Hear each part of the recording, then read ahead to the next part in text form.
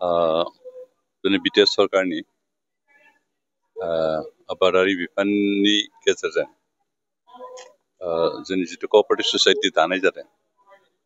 बेयाव फार्मार्सफोरनि मोनसे आरो ओमफ्राय लाइफ स्टक बे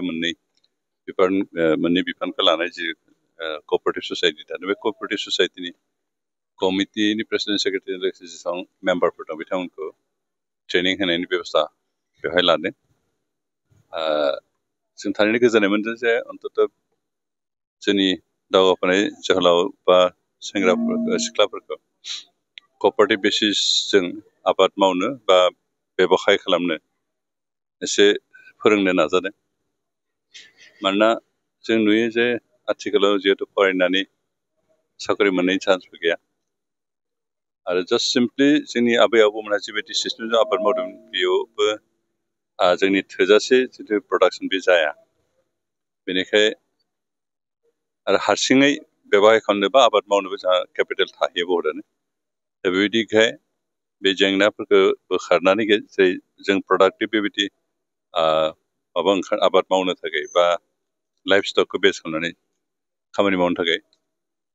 कअपारेटिभ ससाइटि साब्रै साबा ज' जानानै बा 10 जन 20 जन 100 जन गाहाम ज' जानानै मोनसे फार्म खुलिनाय जेनेबा आबाद मावनायानो जा बा पल्ट्रि फार्मिंआनो जा पिगारि फार्मिंआनो जा गट्रि फार्मिंआनो जा डायरी फार्मिंआनो जा बेबायदिखौ ज' ज'यै हारसिं जिहेतु खुलिनांगौबा 5 लाख 6 लाख सासे मानसिया इनभेस्ट खालामनो हाया बेनिखायनो जों 10 जन 12 जन बेबायदि अन्तत एसे खांलायनानै 5 लाख बा 10 लाखसो बिदि जों मोनसे फार्मिं खालामनो हायो इनभेस्ट खालामनानै दा बेबायदि सिस्टेमजों जों खामानि मावनांगोन अब्ला जों अन्तत साख्रि नागिरनो प्रयजन जानाय नङा बा जोंनि आबै आबौमोना जिबायदि सिस्टेमजों आबाद मावदोंमोन बा दाउ अमा फिसिदों जास्ट जानो थाखायल' कमार्शियेल बेसिसाव नङा बेफोरखौ जों फोरोंलायना बोरैहाय जोंनि न'खरफोरखौ सालायनो हानाय मोनसे रांखान्थि जौगाखां होनो हायो बेखौ नोजोर लानानै बे कअपारेटिभ बेसिसाव खामानि मावनो थाखाय मोनसे बारहावा जों होनो नाजादों जोंनि बिटिआर सरकारा दा कअपारेटिभ ससाइटि सालायनायाबो एसे इजि नङा बेखौ जेरै बेयाव गोबां मानसि जडित थागोन दा मेम्बारफोरनि गेजेराव कअपारेटिभ ससाइटिनि मेम्बारफोरनि गेजेराव अन्तत गावजों गाव फोथायलायनाय सिनसियारलि खामानि मावलायनाय बे मोनसे बारहावा थानांगोन दा बे गासैखौबो बेनिफ्राय जिखिनि फैसा मोनगोन बेखौ जोंहा मेनेजमेन्ट मा धरननि मेनेजमेन्ट खालामनांगोन बे गासै बाथ्राखौ लानानै एसे ट्रेनिं होनो नागिरदों आरो आं सानदों दिनै बे ट्रेनिंआ जोंनि थाखाय जोबोद एफेक्टिभ जागोन आरो जोंनि जायफ्रा बेयाव कअपारेटिभ ससाइटिनि गेजेरजों खामानि मावनो ओंखारबोदों बिथांमोना कअपारेटिभ ससाइटि मेनटेनेन्सनि सोमोन्दै मेनेजमेन्टनि सोमोन्दै गियान रोंगोन आरो बिथांमोना खामानि मावफुंगोन आरो अब्लासो जों साक्सेस जागोन जोंनो कअपारेटिभ ससाइटि सालायनो जथेस्थ' पेशेन्स नांगोन धैर्य नांगोन बेनिफ्राय खस्थ' खालामनो हानाय जानांगोन बेनिफ्राय इक'नमिक जानांगोन थाखा फैसा हिसाब गरसेनि गरसे हिसाब खालामनानै सोलिनो रोंनाय बिदि जानांगोन नङाबा जानला मोनला थाखा फैसा खरस खालामबा लाब लाब खरस खालामबा जोंहा प्रफिट जानाय नङा आरो प्रफिट जायाबा गावजों गाव फोथायलायनो थाहैनाय नङा अब्ला जों फेलार जालायगोन बेनिखायनो दिनै फार्स्ट बेच हिसाबै ट्रेनिं होगोन बेनो लास्ट ट्रेनिं जानो आरो सोलोंबावनो गोनां जागोन बेनिखायनो जों जिथु ट्रेनिं खालामबाय बे ट्रेनिं हाबाफोर लानायखौ गोजोननाय मोनदों लोगोसे जेफ्रा दावगाबोदों ट्रेनिं बिथांमोनखौ साबायखर होदों आरो मोजाङैनो सोलोंनानै जाहाथे प्रेक्टिकेलि खामानि बाहायनो हायो बेनि थाखाय जाहाथे बिथांमोना सिनसियारलि सोलोङो बेनि थाखाय आह्वान खालामदों आं सानो नैबे ट्रेनिंनि गेजेरजों जायफ्रा दिनै उदालगुरि दिनै जोंहा 11टा कअपारेटिभ ससाइटि दानाय जाबाय agro' based and livestock बेबायदि 11टा बेनिफ्राय फार्मा प्रडिउसार कम्पानियाथ' दंखायो बिथांमोना इतिमধ্যे खामानि मावबाय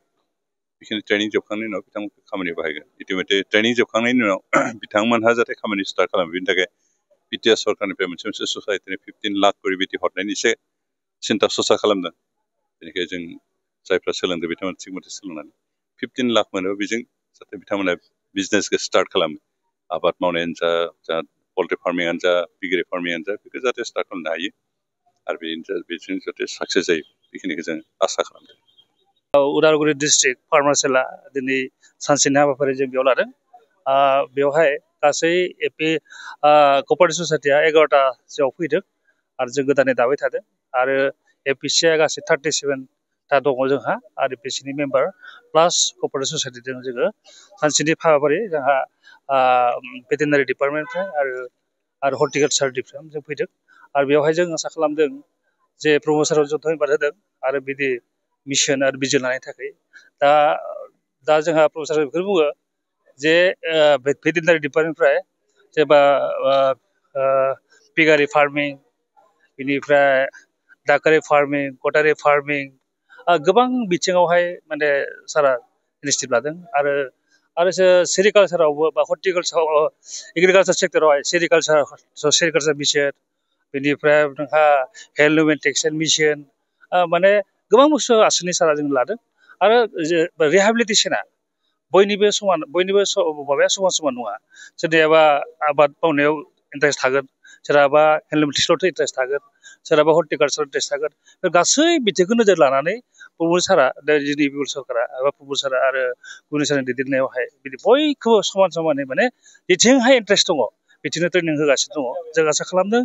नैबे जिथु दिनै सानसेनि हाबाफारिनि गेजेरजोंहाय गोबां आबादारिफ्रा जाहाथे सोलोंना लानो हागोन आरो गावबा गाव लाइफखौ बा थांना थानायनि जिबनखौ जाहाथे बिथांमोना दिनैनि ट्रेनिंनि गेजेरजों जाहाथे माने गनायना लानो हागोन बा सोलोंना लानो हागोन बिदि होननानै जोंनि सानसेनि हाबानि थाखाय जोङो दिनै बे उदालगुरि डिस्ट्रिक्ट फार्मासिला एरेन्जमेन्ट खालामनाय जादों बेसेनोसै आं बे समाव नोंथांनि निउस चेनेलनि गेजेरजों आं दानि बर्तमाननि इयुथ जेनेरेसनखौ एसे इन्सपाइरेसननि थाखाय फंनैसो बाथ्रा लानानै फैदों दिनै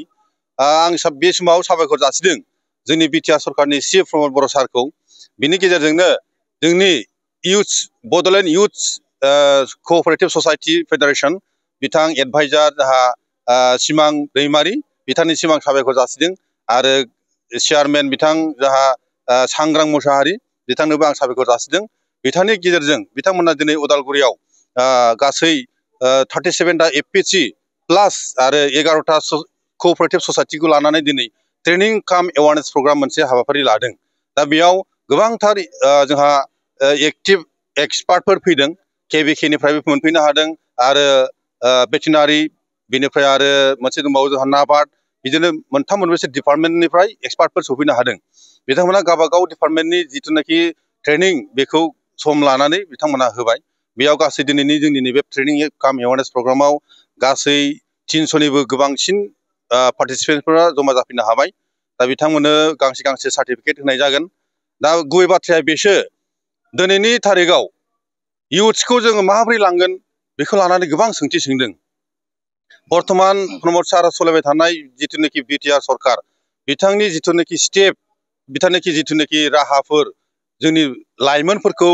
गावनि आथिङाव जौगाहोनायनि खेथ्रआव गोबांथार मिशन भिजनखौ जोङो नुनो मोनदों बिनि गेजेरावनो नाम्बार 1 नै दायो Bodoland foundation for youths foundation for cooperative society federation बेखौ आङो बिराद धन्यबाद होदों दा बिनि गेजेरजों गोबांथार खामानि मावनो हागोन लाइमोनफोरखौ गावबागाव आथिङाव गसंहोनायनि लामाखौ जों मोननो हागौ दा बेयाव जों बुंनो हागौ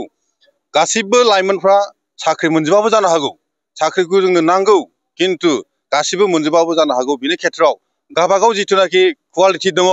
गावनाव जिथुनाखि मेटेल बेखौ देख'नानै बबे दिगाव थिग जायो बेखौ जोङो नायै गावबागावनि आथिङाव गसंहोनायनि राहा लामाखौ खालामहोनो लानाया बियो बिटिआर सरकारनि मोनसे मिशन